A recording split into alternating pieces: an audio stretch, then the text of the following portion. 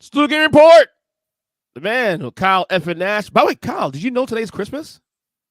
Christmas? For me. Oh. NBA's back, baby.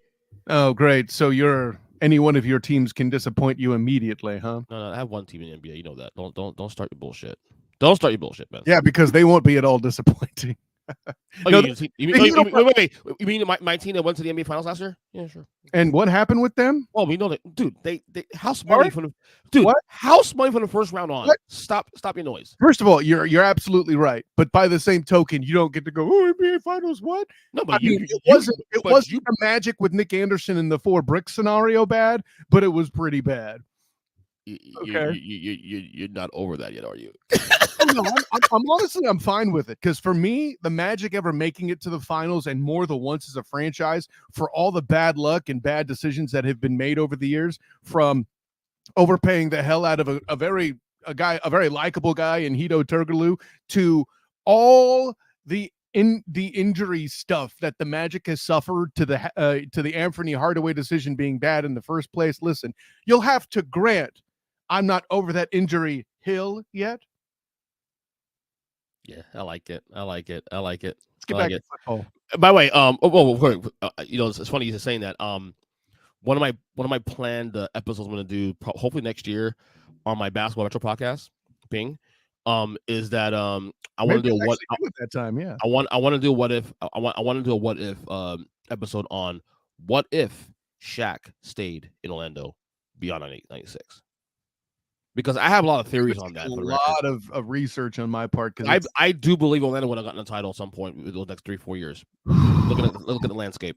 We can say that for that time. Maybe I'll have you on that. I'd be happy to explore that. Maybe I'll have you on that episode next year when we do that episode. I mean, by then I'll be pretty deep in Magic stuff. I would have had a season under. So do this in the meantime. If I plan that, in here, I'll be knee deep in Magic stuff, because by then I would have completed my first full season covering the Orlando Magic, which is why somebody will be hearing this episode pre-recorded as a Student of the Game Report / Student of the Game podcast. Bing! Correct. Yes, we are actually on both ends. Although mine comes out first, though. It does. And this is your house. That's how it should be. That's how it works. No one's my house. Like a decorations here. No, we'll talk into more. Yeah, no. I'm listen. I'm glad your van is big enough to where the other side fits my painting. That's very impressive. So I'm softening up here a little bit, because we got to talk about last night's game.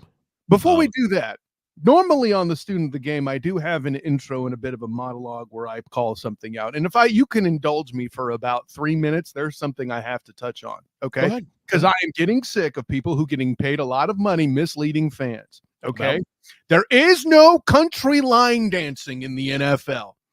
Can we stop calling this damn play the tush push? It is wrong. That is not what the play is called. What's it called then? It's called the damn quarterback sneak. And the fact that you even had to ask the question to interrupt the monologue in question, which mono is the prefix for one, bitch, that proves you're part of the problem. Okay? I feel attacked right now. Quarterback, you should, because you just said what you said. Good. Kyle. We've established you're a basketball person. Kyle. Basketball person anyway. Kyle. Huh? Wait, hold on. There you go. Tush push. At any rate, tush push. That motion is usually associated with something else for me. But I like tush push. Sorry, go ahead. Welcome to being part of the problem. Nothing new for you. Exactly. So this is why I don't get offended. I'm your horrible 49ers takes later in this show. The punchline is this: it's the quarterback sneak. Don't even bring in the brotherly shove. Listen, I'll give you. It's clever. And the fact that Jason Kelce, the main reason the quarterback sneak is successful, and everyone is trying to steal him and to be a Hall of Fame player. Don't even bring up Jalen Hurts. I don't want to hear it. Without Jason Kelce, this does not happen. Hurts is a big part of it, sure, but there's plenty of other large. No. I agree with you. Hell of a difference. The word is monologue. You'll get your turn. Shut up a minute. So. Oh, yeah, this is your show now. Even when part of it is this 3 minutes that I asked for, which apparently you're not giving me. So whatever, bleep yourself. Well, this is my show, so I can't say. Yeah, I can't curse. Can I curse? I can't curse. No, damn. Please don't. I mean, you can, but I don't know. I don't know if I have time to do the extra work to edit it. So help a brother out, please. God, it's so dramatic. I mean, here, let me find a pen so I can write the mark. But anyways, long of the short is, we'll forget about all the horrible attempts to argue. It should be bad. It's bad for TV. So what you're trying to say is elite center play is bad for television, which means you essentially want quarterbacks to be killed up the middle. Cool story, folks. Quarterback sneak. Get it right, dumbasses. Carry on. Can I still call it tush push? No. For I mean, you can, but I will mock you. The warning's been made. It's not like you have not done that for the last decade or so now in our friendship. You've just heard it that much, Captain Knee-Jerk. I mean, all I'm doing is doing what we do. So it is what it is. You do what you do, I do what I do. To be fair, though, to be fair, though, like for the record, I'm 1,000% with you on the whole thing with Jason Kelce being the reason that works, because that's him and front line Hurts is a big part of it too. But the reason why Hurts is less of a factor is because you could get another big quarterback that would work with. Like, you don't have to be a fast quarterback like Jalen Hurts. Ben Roethlisberger. Imagine Ben Roethlisberger and Jason Kelce running the quarterback sneak. Holy guacamole!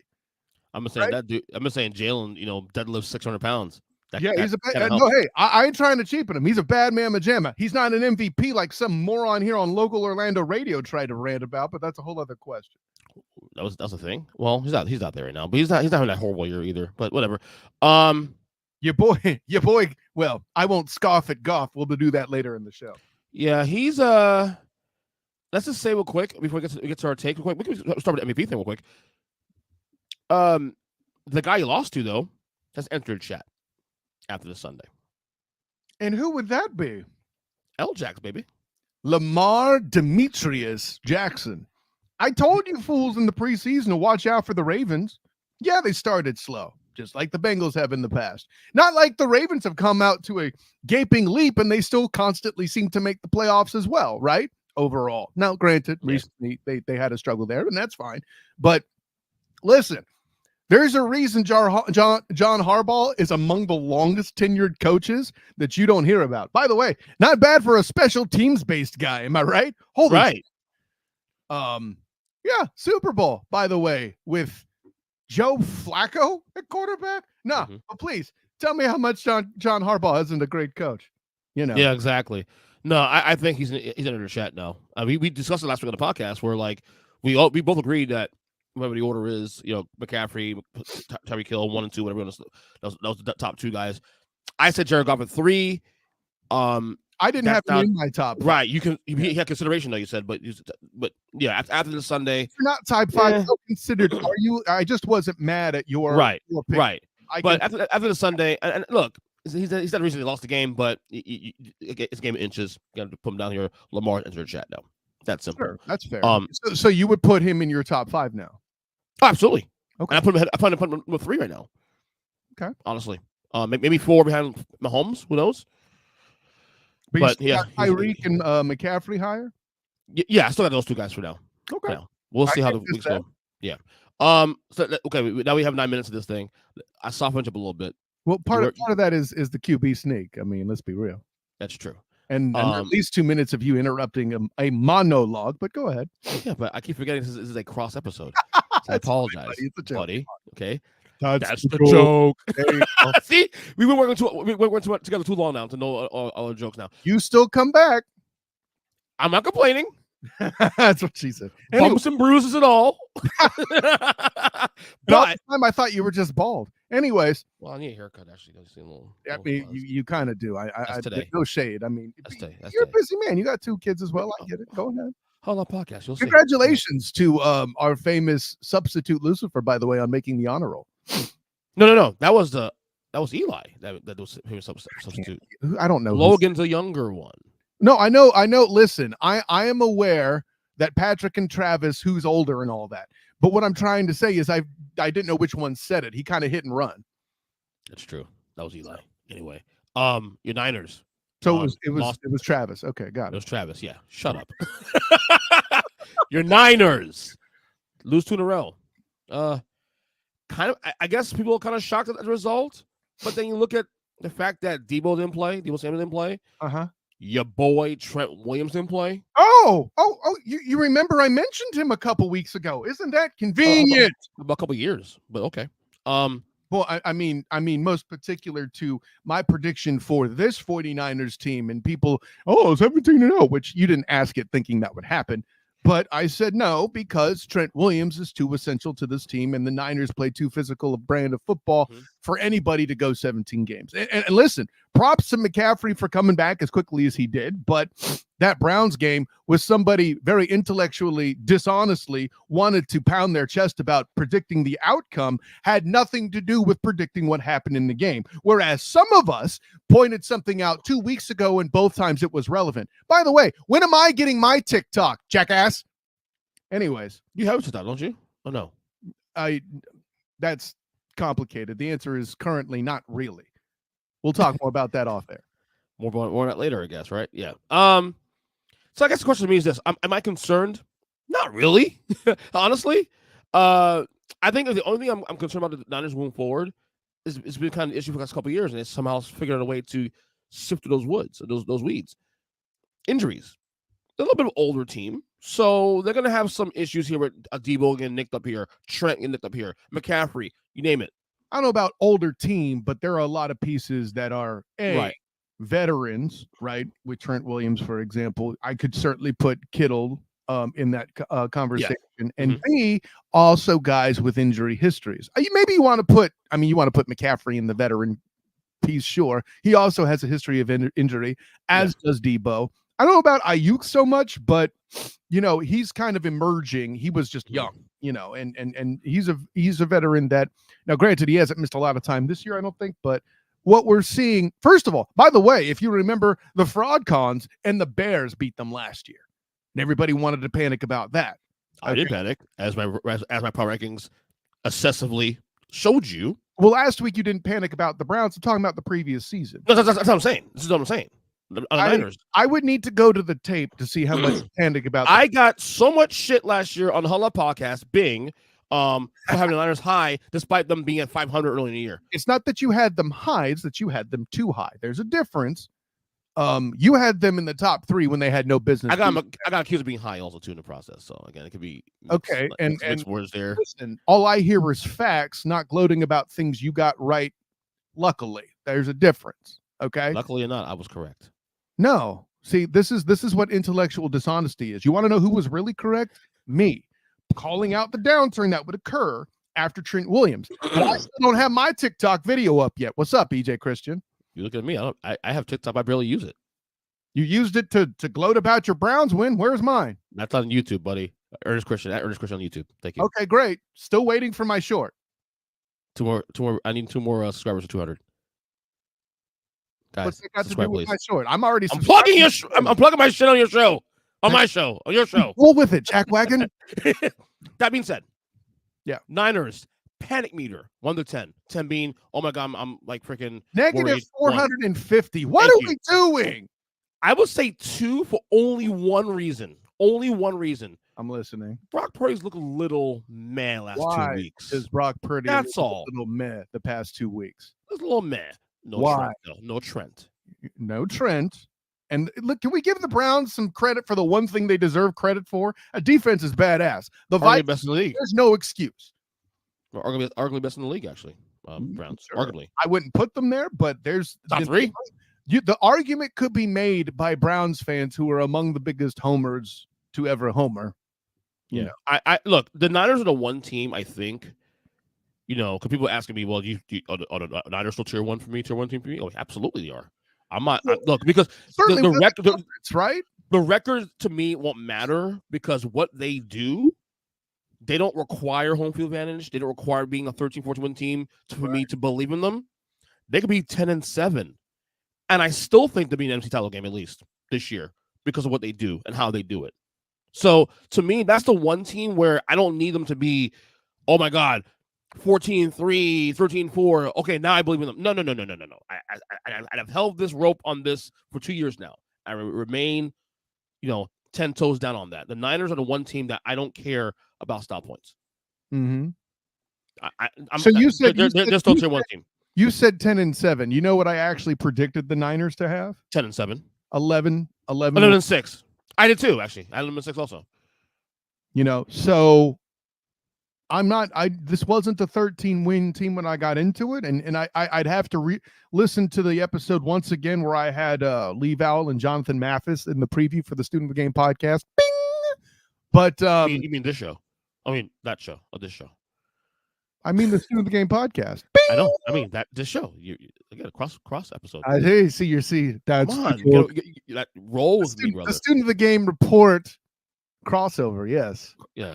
On the Student Game podcast. Does that still count as a Bing if you're wearing the T-shirt of the concert you're going to? Yes, it does. For this episode, it does. Absolutely. Absolutely. But no, if you're panicking about the 49ers, you're doing it wrong. Now, if this becomes a string where if the streak of losses becomes, I'll say, and this is the part where it gets kind of tough to analyze it. Like if the string of losses becomes like, I mean, whenever anybody endures a streak, there's panic. I mean, please see the what's it called? The Bengals. Sorry, the Jaguars from last year. But heading into the Bengals game, if you're a little worried, hosting the Bengals, cool, I get it. Going to Jacksonville the following week, cool, I get it. If they drop those 2 games, I'm still not panicked, really. Okay, because I mean, at that point, they're still what 5-4, yeah. So. Funny, they go 5-4 last year. Let's say they go 5-4. The remaining schedule is thus: Bucks, Seahawks, Eagles, Seahawks, Cards, Ravens, Commanders, Rams. You're trying to tell me you can't get 5 or 6 more wins out of that? I'm not saying that at all. So, and by the way, we're making bold assumptions that Trevor Lawrence, with that offensive line struggling in the interior as it has been, is able to keep out of trouble.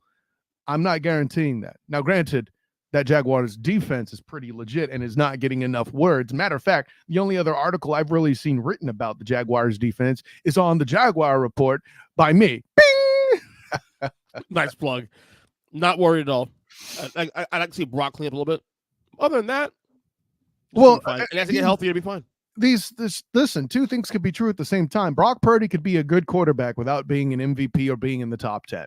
Okay. Mm-hmm. Colin Kaepernick did the same thing to get them to the Super Bowl. Joe Flacco won a Super Bowl with that status. Jimmy Garoppolo was not considered a top 10 quarterback when he got to the Super Bowl. This has always been a franchise. I shouldn't say always. Of late, this has been a franchise whose concentration wasn't on trying to find the next Joe Montana, but put together a complete roster, which the Joe Montana 49ers were. So Debo's gonna be out at least next 2 games. Well, at least this one, and then now next week at Cincinnati. Trent Williams. You hear anything about Trent Williams? Well, how long be out for? I have not yet. No, and that's the big problematic thing, especially with the 2 defenses in question. Like Josh Allen, what rocking Brock Purdy's world is an issue when they come to Jacksonville. That Trey Blackburn is an issue rocking Brock Purdy's world with the Bengals. I think he's still healthy. So yeah, it's that's a whole thing. All right, so that being said, then I mentioned this on my Burning 7 yesterday. I recorded before the game last night. You and your unoriginal names, I'll tell you. Continue. I've had this name for 10 years. What are you talking about? This is gonna be a blog. Shut your face. Shut your face, buddy. I had this for 10 years. How long has Colin Cowherd had the Blazing 5? I'm just saying. I don't know, but this was a thing I did every week. Shut your face, buddy. Every week. This is the first time I've seen it, but cool story. It was a blog for like fucking 10 years on my blog. I did every Monday. I would always have Burning 7, my 7 takes a weekend. Every single Monday? I doubt that. Well, I did for a couple of years, and I stopped a couple of years. Oh, okay. I started this years ago. I see. Okay. Catch up, Kyle. No, shit. I'm trying to do the second boot of this podcast. That I'm on your home right now. Well, sort of, whatever. But anyway, so I said this yesterday before the show. Prior to the Niners losing to Minnesota, last night. Mm-hmm. My tier 1 is 3 teams.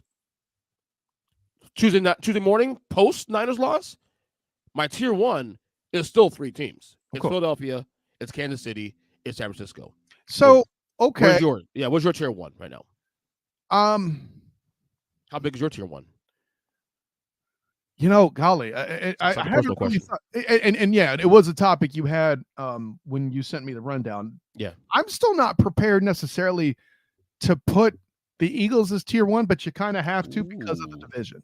And listen, I love what they did against the Dolphins. Don't get it twisted, but what we've learned is the same thing you, me, and Jim have all professed on the Huddle Up podcast. They're good enough to be great against the mediocre. 70 points on the Broncos was fun to watch and all, but when the ish got real, they didn't. That defense is an issue, and they think the USC Trojans, Ernest Christian. Yeah. So very, very good comparison, actually, to be honest with you.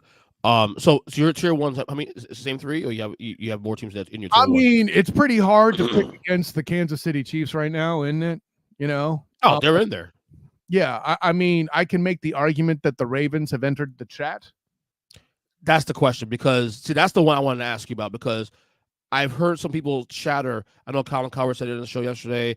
I know someone else said it. Doing it though. Yeah, they're the best team in the NFL. No, they're not. No, they're not. No, they're not. They're not better. Right now, they're not better than Kansas City. Yeah, you can't say that yet. You can, and Mecole Hardman does not change my mind. Okay, exactly. I mean, listen, and Kelsey had a hell of a game against the Chargers and your favorite coach in the NFL. He said sarcastically, yeah. It's no, not yet. And listen, in the coming weeks, in a few weeks, actually, I should say, I scheduled him for November 21st, where I'm going to pre-record with him before I head to the Magic Nuggets game Wednesday night. That conflicts with the live pod. Wow, the Nuggets. You get to see Jokic. Yeah, wow. It's going to be tight. It's amazing. The champs. What are the champs? Yeah, the defending champion Denver Nuggets. Just remember that Denver Nuggets were world champs. Yeah, right. They beat Bam Adebayo and company. Correct. Yeah, I would mention Jimmy Butler, but he disappeared in the finals. Anyways, the finals that you wanted to gloat about. Yes, the same. We still made it. Beat the Celtics though. Cool. And Knicks. Satisfied. It's a full time until you say the Knicks. So you're tier 1. You're tier 1. Anyways, are you ready to put Baltimore in tier 1? Not yet. I need a little bit more consistent play. Routing the Titans, who have clearly given up on the season, by the way, by trading their top safety to the Eagles. By the way, I know how much flack I got from certain choice people when the Titans only had, not from you, relax. No. I mean, amongst some of my Titans homers from the 3-point conversion, bing.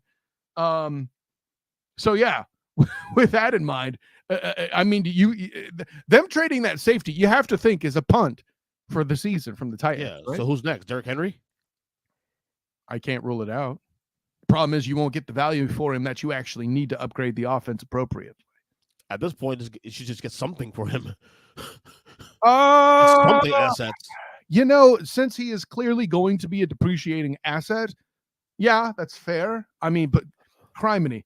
Like third rounder at max? Isn't that a beast, though? The most you can get for Derrick Henry is a third bleeping rounder. Wow. Because you're maybe getting about 2 more great years out of him, if that. Just because, and not because he's not good enough, it's just because the fact that position, and he's now getting to that. That's exactly why I say wow. I mean, the dude's nickname is King, and he gonna get a 3rd round pick. Ain't that a beast? You might be able to squeeze a 2nd round pick. You might be able to squeeze a 2nd round pick from a desperate team. Well, and that's the thing. Who's the desperate team? Okay. Or it's more likely you'll get a low 2nd round pick from not that this is an example, but somebody in the Kansas City tier, right? Let's say, for example, and the problem is teams that are that good don't have the assets to make a trade like this. So let's get that out of the way. But right. Say the Bills make a move to get Derrick Henry, right? They could use him. Now, I don't know that he's a fit. I don't know enough about schemes and the different OCs. I'd have to. But I don't think it wouldn't hurt to have him lessen the Josh Allen mistakes. You have him in the roster, you can at least take the ball in Allen's hands a little bit and lessen the mistakes he makes. Whoever defense he plays makes him more honest because you have Derrick Henry to worry about. Right. Company. Just off the top of my head, here's like the list of teams I might think would go for him if everything matches up. we can't guarantee it won't. I haven't pulled up Hot Rack. I haven't done all that to know what would be real. But the teams I think that would kind of be in that sweepstakes, no team that's bad is going to really go for him, I don't think. Yeah, there's no point. Maybe I could see an argument made for Carolina making a run on him but they're bad. Huh? But they're bad. They are bad, but they need something to help Bryce Young, and they're tied to Bryce Young for all the assets they moved to get him. That's my point. So maybe they're bad, but getting a 2-year security blanket, it would be a good move for the Panthers. I don't know that Derrick Henry would want to do it. He won't do it. But doesn't get paid money. But that's the point I'm making, right? If they overpay for a couple of years to see what they got in Bryce Young, I could see the argument. I don't think it happens, obviously. That's kind of one example. It would be another situation where you would have a young quarterback that needs support. A Bryce Young is the best example I could think of immediately. I don't think the Texans waste time with him with CJ Stroud. I think they realize what they have and will work to get him weapons and or defensive support. That kind of shoots that part of the rookie quarterback conversation. The only other team that has a rookie quarterback like that is the Colts, and they got a guy that they already paid for. So, right. But anyways, the Bengals make sense to me. The Ravens make sense to me. That being said, I don't see them. I don't see them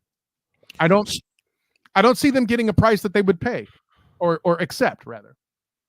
Right. All right. So this weekend I felt like was like a big test, where are we at with two teams, the Lions and Dolphins, a test to see, okay, can we trust this team? Are they contenders? Both teams lose. Detroit get blown out in Baltimore. So wait. Hold up. What's up? You're going to bring in the team that started the season knocking off the goddamn world champs and say they need to be tested. Can't the team just have a bad effing game? How about context? But again, what I like what you said there. I'm glad you set me up there because I'm gonna pump back to you in a second. I've been telling you that this is what Kansas City lost that game. Yeah. Okay. Context matters. No Chris Jones. There you go. No Travis Kelce. Correct. And then Kansas City literally had 6 drops in that game. Yeah. And still can win that game. Yeah. Late. That receiver was that former Giants receiver Kadarius Toney, who sucks. Wow. Just saying. You're pretty knowledgeable about Giants receivers for a Cowboys guy. Yeah, when they suck. By the way, how does Cowboys to the Super Bowl look for you now? Anyways. Well, they're 4-2. We'll see. I mean, I look, I don't want it to happen. Yeah, you do. I hate that team with 1,000 sons, but I just made a prediction, whatever. But no, I'm not knocking Detroit. Detroit's a good team, very good team. Which one? Detroit tier 1? No, not there yet. Dolphins tier 1? No. I think even if they won the game in question, they still won. There would have been conversation about them being a tier 1 team if they won this weekend. Maybe I wouldn't be there, but continue. But it's also the way they lost to. That was a bad loss. Look, they win in the North. They're gonna run away to North. They win in the North. Yeah. They may threaten putting in one seed. We'll see how things work for Philadelphia moving forward. But see, that's the thing. We can't turn around and talk about how great Baltimore's looked the past couple of weeks and how they might be tier 1, and then be like, "That's a terrible loss." They did get blown out, but it's another team that we're flirting with being tier 1. We're panicking too soon. But I'm also not saying Baltimore's tier 1. I think in a holding pattern. Baltimore's had some weird losses here too, where. But the point is the conversation's being had. So for one team where the conversation's being had to lose to another team where the conversation's being had seems a bit, I'm not going to say panic, but like, yeah, no. Like if the Lions come out, if they come out and beat the Chargers convincingly, you're going to feel good about them again. So right? Let me ask you this, right. 2 weeks off, but. So let me ask you this then. Which loss was worse? The Lions loss or the Dolphins loss of the two, in your eyes? In terms of trying to Dolphins loss. Okay. And the reason why I say that is because the Dolphins, as fun to watch as they are, their trophy is 70 points on a garbage team. At least the Lions can still go beat the world champs. Well, they beat themselves. Don't care. Dub's a dub, bitches. And if you don't like it, I'll bite your kneecaps off. Okay? That. Oh, man, Campbell. You're welcome. No. I do think the Dolphins one is funny because like they'll have more opportunities to prove us wrong. In 2 Correct. weeks, they play the Chiefs in Germany. So if they somehow win that game, conversation changes immediately. Sure, and if I sprout wings from my butt, I might be able to fly. Is that possible? No. Shut up, then. You see what I did there? Duh. All right, let's do this. This is something here that we normally do toward the end of the year, but we haven't done this all year long so far. And I want to kind of get a feel. One last thing. Go ahead. I got to say one more thing to be go ahead. fair. Again, as I set up my phone. Yeah, please set up your phone. Nice stalling. Good job. I got you. I can't defend the Lions like I did losing to the Bills and not at least give the Eagles some credit for at least being a semi-good football team, right? It's not like they're the defending NFC champs. Oh, wait, they absolutely are. Okay? And not for nothing, like the Eagles had 2 turnovers and the Dolphins still got walloped in this football game, right? Mm-hmm. You know, it's a matter of when you have a team that's stouter up front and can punch you right in the face, the Finns have issues. This isn't new, right? The Bills walloped them and have arguably the best defensive tackle core, or certainly the most underrated, if you don't believe the previous statement, in the league, right? MVP candidate Tyreek Hill had 11 catches. He did his job. Tua Tagovailoa, 6.8 a play. Not appropriate. Your boy Jalen Hurts, 9 yards a play. It's a pretty big deal, right? In the game in question. Mm-hmm. I'm one of these that doesn't think Tua is bad, but he certainly should not be getting Patrick Mahomes II money, for example. But I will say to Dolphins' defense here, they were missing 3 offensive linemen in this game too, also. And boy, did that show, right? But this is kind of what this is the historical part. Listen, even going back to 2019 when I covered the Dolphins for the Dolphins Wire, there were 3 starters down and got walloped 30-something to zip by the Pats. So, right. I digress. All right. So this is something we normally do every year towards the end of the season, week to week, when we get that last stretch run at Thanksgiving. Ernest likes to knee jerk, so we're doing it. Well, right. This is where I declared my Jaguars run. Right. I knee jerk. Okay, we know this already though. So we're now 7 weeks into the season. We'll have a midterm. Less than half, by the way. The student team hasn't even done midseason awards yet. And I think that's next week's show, either next week or the week after. Well, something like that. Anyways, continue. We'll figure it out. Yeah. We always look at the playoff picture. That's right. Continue. It's early, but we'll look at the playoff picture right now. And we'll see if the playoffs start today. And basically, the whole point of this is saying, okay, based on the teams right now, the playoffs start today, will this picture hold? Like, which teams you see here that are in first place or wild card? Who do you trust? Is that who do you trust? Hubba. Do you want to go AFC, NFC first? NFC. So NFC first. All right. So right now, I'll break this down. Right now, of course, NFC East leading the Eagles, NFC North leading the Lions, NFC South, West leading the Niners, and then, of course, the Dirty South, the Falcons, the Fraudcons.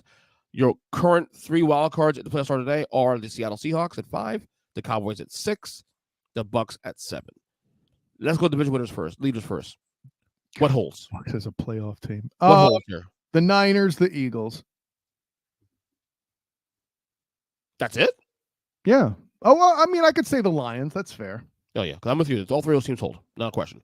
The South is a fucking mess. It took the Vikings getting a miracle win over the Niners to be 3-4. If they were 2-5 and the Lions have a 3-game win, holy guacamole. Yeah. I'm with you as well, too. I'm not locking Atlanta at all for anything because I'm not even sure if they're a wild card team because that South is topsy-turvy right now. The wild cards, Seattle, Dallas, Tampa. Currently 5, 6, and 7 wild cards. Do you feel good about any of these teams at least being a wild card team? Do we want to lock them up? About being a wild card team? Certainly not the Cowboys, right? I'll still say yes on the Cowboys. Hashtag you problem. Okay. I predicted them in before going into it to miss the playoffs. So I'm not gonna lie though. I'm kind of leaning towards Seattle also locking too because I am locking up Seattle. Because I don't trust the teams below. I will say this much though, and you're gonna hate me for saying this, but I'll say it anyway. I think Minnesota is a team to watch out for that wild card. They're only a half game behind for the 7th. But listen,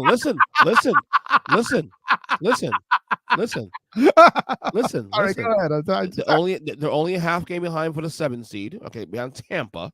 Okay. You know, honestly, this, and if you're all like, see, I told you the Vikings. The reason why I get so thrown off is the seventh team on both sides. Agreed. So stupid. And I think for me, this is why I say I think Minnesota's a team to watch out for. Is that outside the playoff window here, which team can you really say can make a run in the playoffs that you feel like, okay, this can happen? The only team I feel confident in is the Rams. That is it. There's no other team below 8 that I see, okay, this can make a run. Not Washington, not New Orleans, that's win the division. Green Bay, I think, is cooked. Chicago, Arizona, and Carolina. So to me, Minnesota, with that win last night, plus their 4 losses, all within 1 score. I think your first of all, Minnesota always seems to lose the close games this year, whereas last year they didn't, right? Right. I think because the schedule's so damn weak, I think one of your NFC South teams will fraud their way in. And if the fraud cons don't win the division, I think they'll sneak in as the frauds they are that way through the wild card over the Vikings. And then we'll have to listen to James Thompson. Our team's a playoff team. Shut up. So you're saying that you see 2 South teams getting in the playoffs this year? I do. Because that's how much the schedule matters, EJ Christian. Right. I think that's more likely than the Vikings is what I'm saying. Well, no. To your point, that's actually a good point because of the schedules and, they may be able to stiff arm enough teams. To me, the only other team here other than the Vikings that can make some noise here in the wild card is the Rams. That is it. But that loss was a lot tougher road, bro. Yeah, they do. To your point. So yeah, I would lock. Honestly, I would lock Dallas and Seattle. Honestly, on my end, I think I set up Seattle to just. You're ready to lock. You aren't a very smart Cowboys fan, haven't you? Because again, as I said to you, which teams below are you seeing creeping up there to take their spot? I made that clear. That will require a third NFC South team to do that. Then, remember, and to your point, like I'm not ready to say the red tails sneak in. I'm not. No, I'm not. No, they're terrible. I'll put it this way: the Cowboys being the 7th seed and sneaking in with a losing record, I'm not prepared to rule that out either. I had 4 or 5 teams with 8 wins in the NFC, so like I can't lock the Cowboys, but I can't rule them out either, right? Like if I look through here, 8-win teams, your Giants, which is out the window because Saquon's hurt, your Cowboys, the Packers, your Vikings, and is there another one? No, that's them. So I even have the Vikings with 8 wins. So yeah, as much as I'm dismissing them, I can't. Right. All right. So let's the AFC now. So right now, your current division leaders in the AFC in the East, in the West, you got the Chiefs, you got the Dolphins in the East, you got the Ravens in the North, and the Jacksonville Jaguars in the South. Your current wild card teams right now that start today, and I'm going to ask you this real quick. How the fuck are both 5 and 6, the Steelers and Browns at 4 and 2? That is insane to me right now. I picked the Steelers to win 10 games. I did too. No. For your record, I had them as a 5 seed this year before the season started, but they haven't looked like a wild card team this year. They've just eked out wins. It's culture. That's why I picked them to win 10 in the first place. Right. And the only reason they didn't get to the playoffs last year is because they didn't start Kenny. I'm going to say it has looked pretty. That's what I'm saying. Browns too. Again, historically, name me a pretty Steelers team. You can't. This is pretty ugly, though. This is one of the ugliest ones I've ever seen.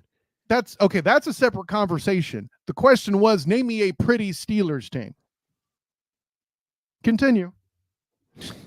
So 5-6, Steelers, Browns 4 and 2, and the 7th seed is currently the Buffalo Bills.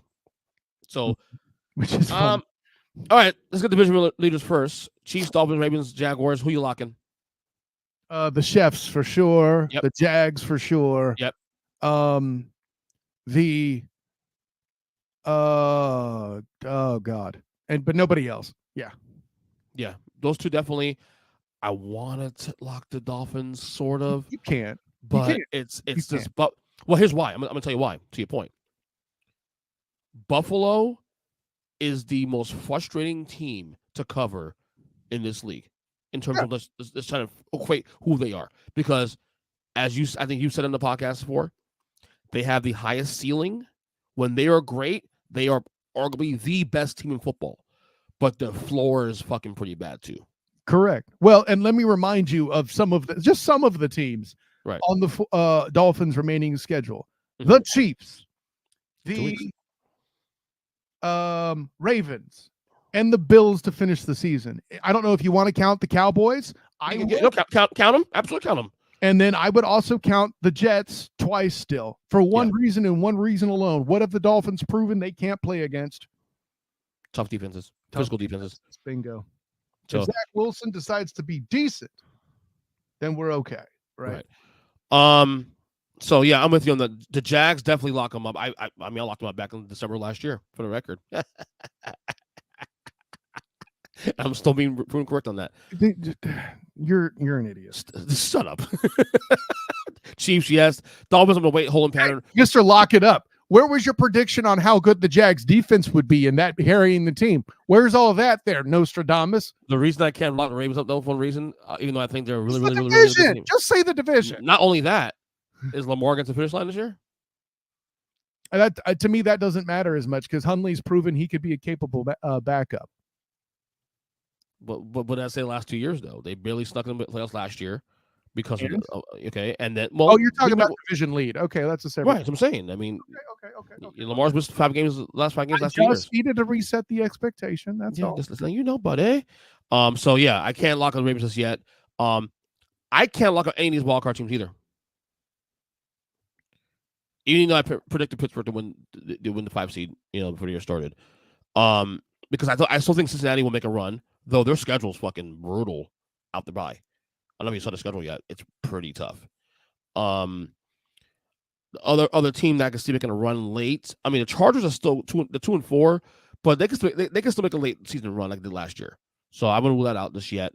The Jets are sitting right there. Houston's sitting right there. Buffalo's too wonky. I feel better about Buffalo going forward, though. If I had to pick it, I'm gonna lock them to make the playoffs. Sure, we're like, let's not get. I'm kind of with you on that one somewhat, but I don't know. I think since he still gets in somehow, that takes one spot away.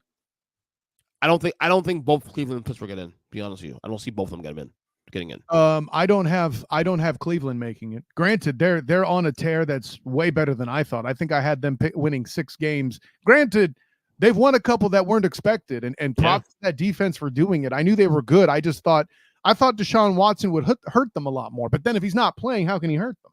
It's true. So yeah, and keep an eye, dude. I'm intrigued by 2 teams here in this mix also too: Houston and the Jets. I'm not ready to crown Houston yet, but I was thought to be nuts for picking them to win 7, and now I look like a pessimist, right? Well, we'll see how the rest of the year goes. Still got 4 wins to go before you get there, but yeah, so far so good. The Jets, like I said, their defense can go a long way. So yeah, the only other team I can see making a run here late year is the Chargers. That is it. Colts injuries are going to be a problem. They're frisky. Raiders, come on now. Titans, they're blowing it up. Patriots, come on now. And Broncos suck. So there you go. Boom. One last thing before we get to college football. Roger Goodell last week signed a 3-year extension with the NFL as commissioner. Just real quick topic here. Great Goodell's tenure thus far. This is supposed to be his last, probably gonna be his last couple of years before he retires. That's what we're hearing. And I know everybody bombs on Goodell and all that, but I don't know how you could have exactly done a better job in what certainly appears to be the more tumultuous situations. Well, I should say a more tumultuous span of time, while also continuing to maintain growth the way that you have, right? The player union, once Gene Upshaw was no longer head of the union, it was DeMar Smith. There was a little bit more, a little less to grease the wheels to make deals and stuff. Mm-hmm. And yet we still had continuous play. Sure, it went to the 11th hour, but that went well. The concussion situation, I know people will bang on Goodell for that, but those crimes were being committed before Goodell got in the seat. And at the end of the day, what's been done for player safety, as much as people may not want to acknowledge it, is just as much, if not more, than any other tenure. The history of the NFL, as much as people complain, oh, it's just about to become flag football, yada, yada, yada. The history of the NFL going back to the 1800s. I said it, 1800s, right? You did say it. Yeah. With and not that Teddy Roosevelt was in the 1800s, but that's how far back football goes, right? Yeah. Even at the game's origins as a predominantly college game, there have constantly been upgrades in equipment, in the rules, right? Things from the Weds formation going away to clotheslining players in the pass game. Like, listen, Night Train Lane is great and is one of the better Detroit Lions in history that you've never heard of as a defensive back. But half the reason the dude got as many picks as he did was clotheslining MFers, David Deacon Jones, who's actually the best defensive end of all time that nobody seems to talk about because they didn't record sacks back then. He used to bear claw you in the head. You can't do that anymore, right? Now, if you breathe on a quarterback's head, there's an issue. And there may be some of it that is, what's his words? Excessive, but that's an adjustment they can make. I feel like the NFL, unlike other organizations, and not just sport, by the way, but I mean organizations, and that includes governments, right? Is in a better position to dial things back if they're not working, So just like at one point they got rid of replay, they brought it back, right? Mm-hmm. Historically. So I say all of the above to say, within Goodell's particular tenure, for all the unique stuff that has come up, but like the whole protecting the shield thing, which at first was banged on, but he got out in front of that to where it impacted and sort of helped dealing with players in social media, such as they are, right? Mm-hmm. Look at all these college players that come out and mouth off nowadays. Now, granted, once they become pro players, that'll be the real test. But in the era upcoming of NIL and the branded college athlete, the NFL is out ahead of it some. Are they perfect and ready? No, but separate conversation, right?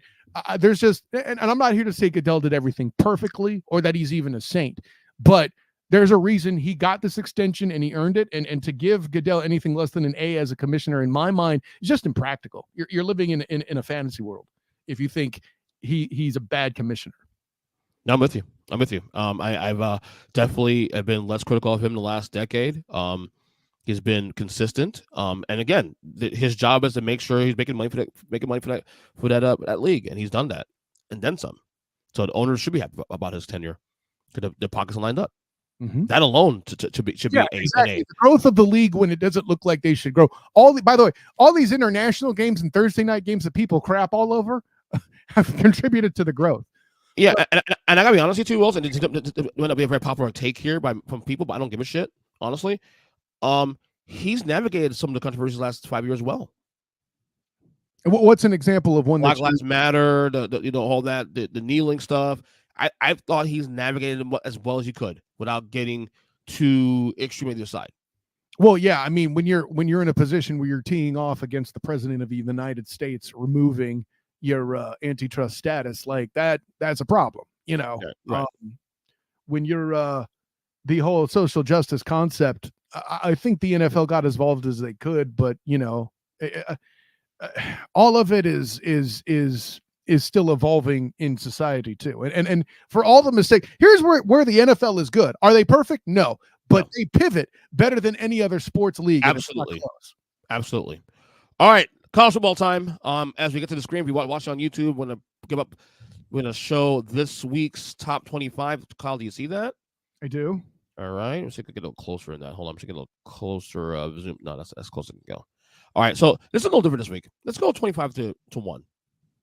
Okay, let's go backwards this week for now. I don't even know who JMU is. Is that JMU? Is James Madison, baby. 7-0, Sun Belt, baby. I didn't even know we were playing basketball. But you know what? Put them ahead of USC. You punish teams that can't play defense. Damn right. By the Utes. What the F? Yeah, No, they I mean, entered. joking aside, like people last week were knee jerking. Oh, Caleb Williams is done. Now he just might be. Who knows? 24 USC down 6 spots with another loss to Utah. The last seconds. Listen, I would have every reason to support them being out of the top 25 at this rate. Me too.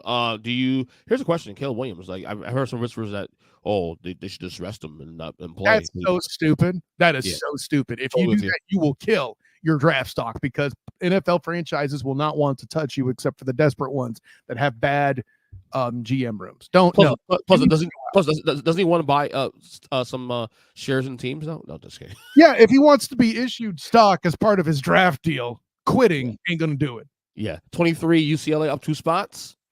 I'm good with that. They've had a good defense. I feel like their game against the Utes was very unfortunate that they had a freshman starting quarterback give away 7 of the points in a 14-7 game. Yeah, I'm not mad at that.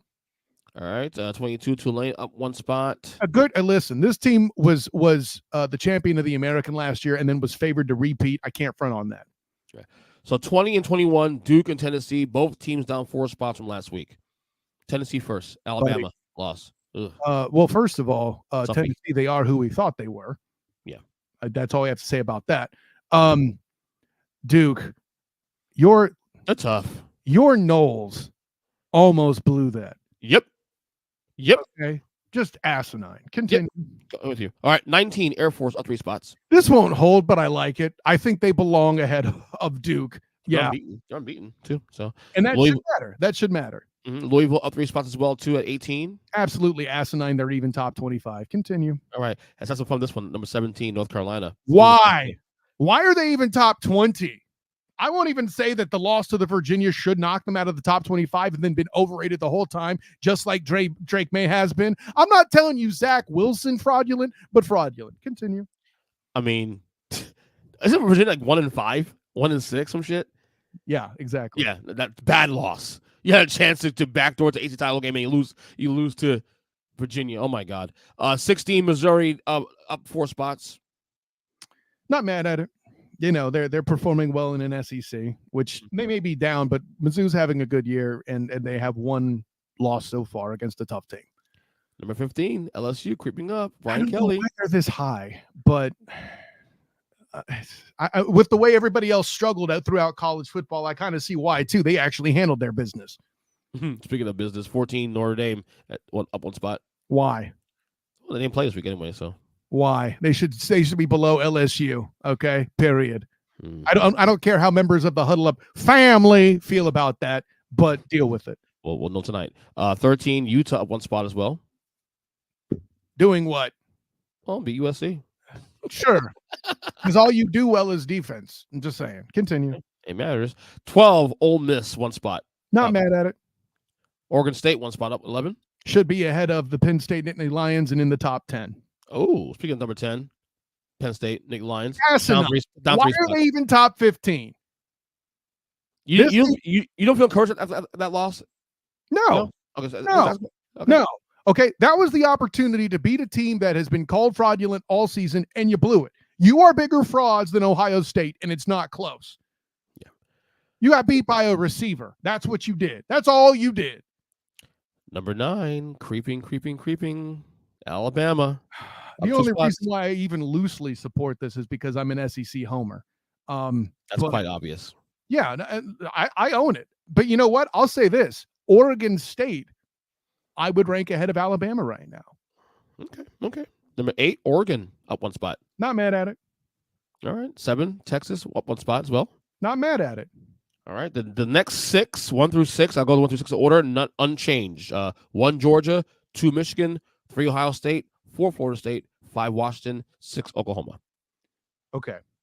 This is why I'm mad this week's a crossover, because I should be able to curse at this. Why is Oklahoma 6?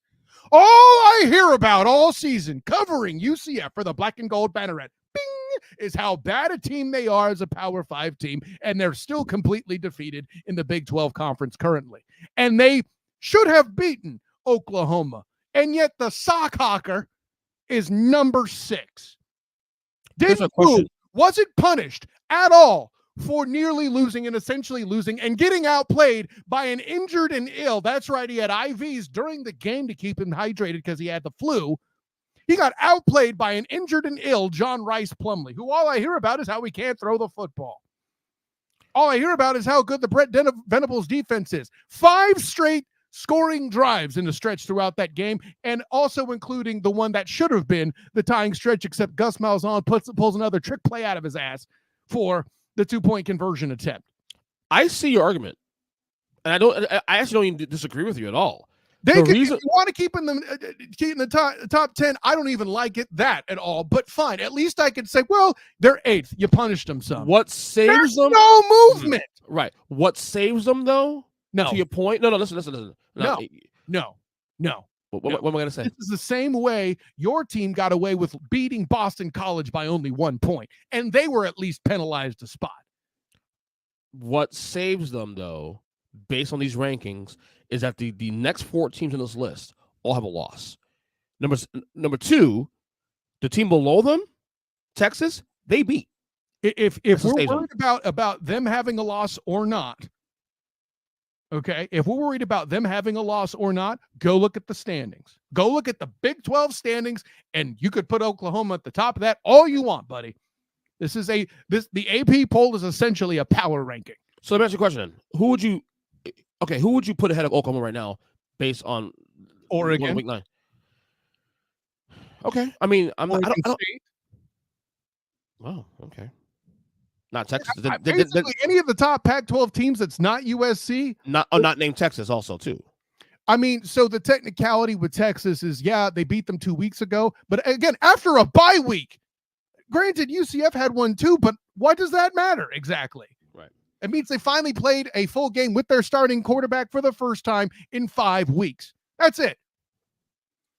I think Ohio State's way too overrated. But here's the thing with Ohio State. The reason why Ohio State's that high is for all these idiots putting too much into Franklin and Penn State. Point exactly. They have the same way Cincinnati made it to the playoff because right. Notre Dame that year was ranked too high. They have arguably the biggest wins of the year of these top teams here. Notre Dame, who has been ranked too high all season, and Notre Dame, who has been ranked too high all season. It's all fake. Correct. Right. So it's being baked in. I ain't that mad that they're 3 compared to. Well, you know what? I wish Washington were 3. How about that?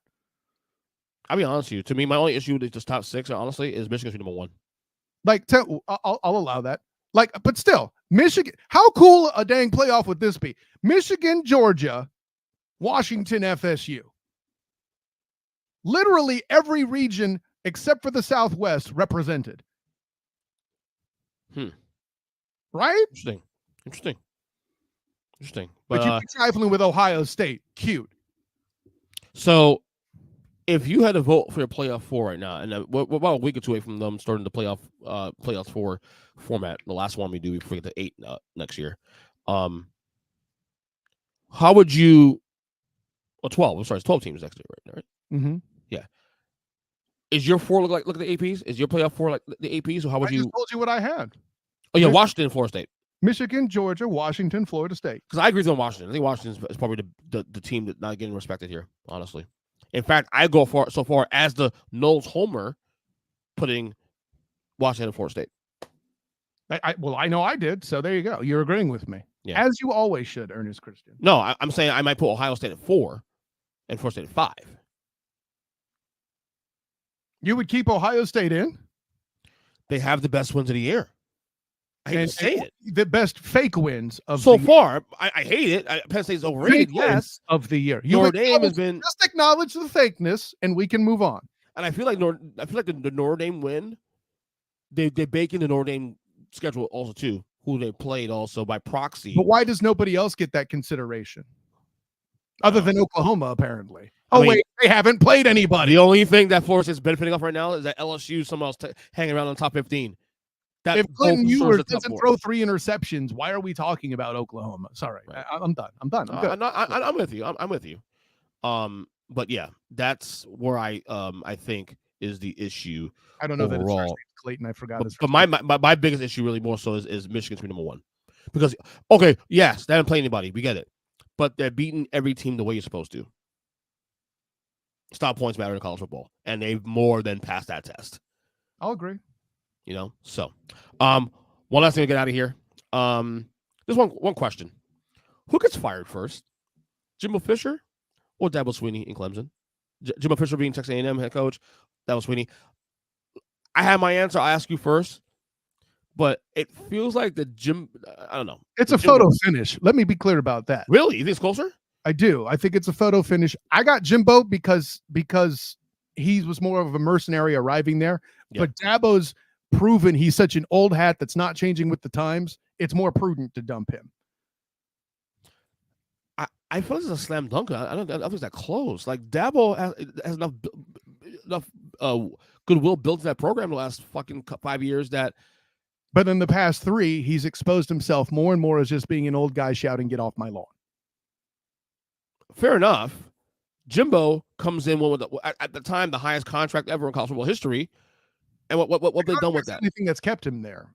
I get it, right? But and what has he done in A&M? Nothing. Not into the SEC title game.